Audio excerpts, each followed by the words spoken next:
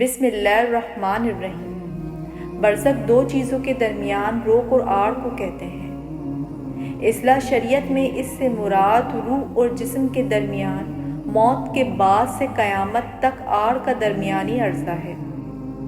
مرنے کے بعد تمام جن و انس جس مراتب برزخ میں رہیں گے، جسم اور روح کی یہ برزخ قیامت تک رہے گی، جیسا کہ قرآن کی سورۃ المومنون کی آیت 15 اور 16 میں ارشاد باری ہے۔ اس زندگی کے بعد تم کو موت آ کر رہے گی، پھر قیامت کے دن بلا شبہ تم سب اٹھائے جاؤ گے۔ عالم برزخ کا کچھ تعلق دنیا کے ساتھ ہوتا ہے اور کچھ آخرت کے ساتھ۔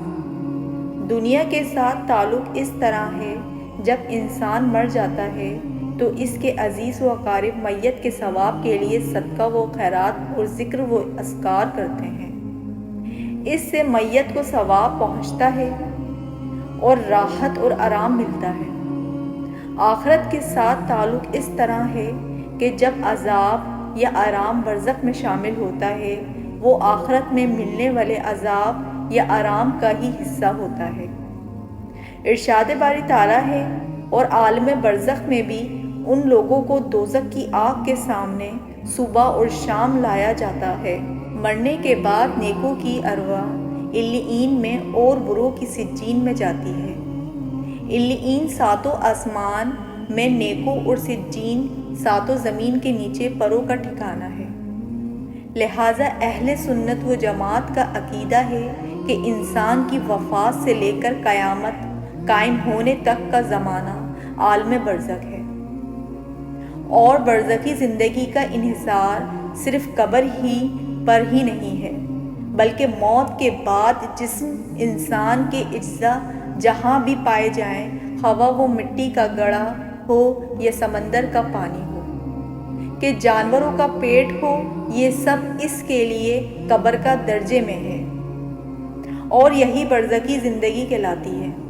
موت کے بعد عالم برزخ میں روح انسانی کی اپنے بدن یا جزوی بدن کی طرف متوجہ ہوتی ہے، تاکہ وہ منکر نکیر کے سوالات کا جواب دے سکے، اور پھر اس روح کا جسم کے ساتھ کم از کم اس قدر تعلق ضرور باقی رہتا ہے، وہ اس کی بنا پر قبر کی راحت اور عذاب کو محسوس کر سکے۔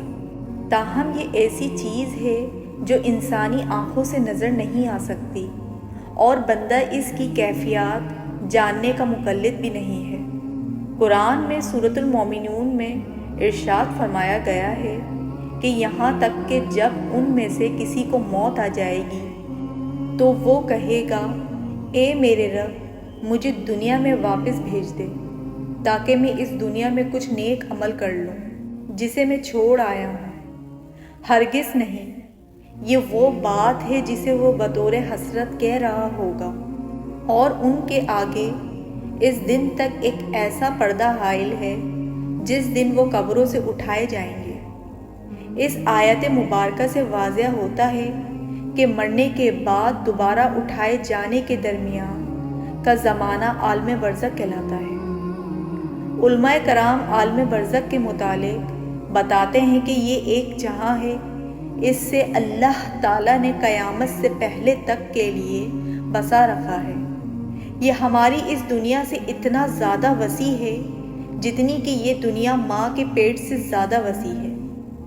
اس جہاں میں ایمان و کفر و اطاعت و مصیبت کا اثر آنکھوں سے نظر آتا ہے، یعنی وہ چیزیں جو ہمیں اس دنیا میں نہیں دے سکتے۔ عالم برزخ میں وہ چیزیں ہمیں نظر آئیں گی، ان میں ہمارے اعمال بھی شامل ہیں۔ علماء کرام شرعی حوالوں سے بتاتے ہیں کہ عالم برزخ کی ابتدا منکر نکیرین کے سوالات سے ہوتی ہے۔ جب رشتہ دار اور دوست و احباب میت کو قبر میں رکھ کر واپس لوٹتے ہیں اور روح انسانی جسم کی طرف واپس لوٹائی جاتی ہے، تو منکر نکیرین حکم خداوندی قبر میں آ کر مرنے والے سے سوالات کرتے ہیں۔ ان کا پہلا سوال ہوتا ہے کہ تیرا رب کون ہے؟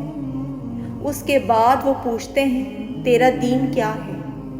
اگر مرنے والا ان سوالات کے صحیح جواب دے دے تو وہ پھر آسمان کی طرف سے ایک آواز دینے والا کہتا ہے کہ میرے بندے نے سچ کہا، اس کے لیے جنت کے دروازے کھول دو۔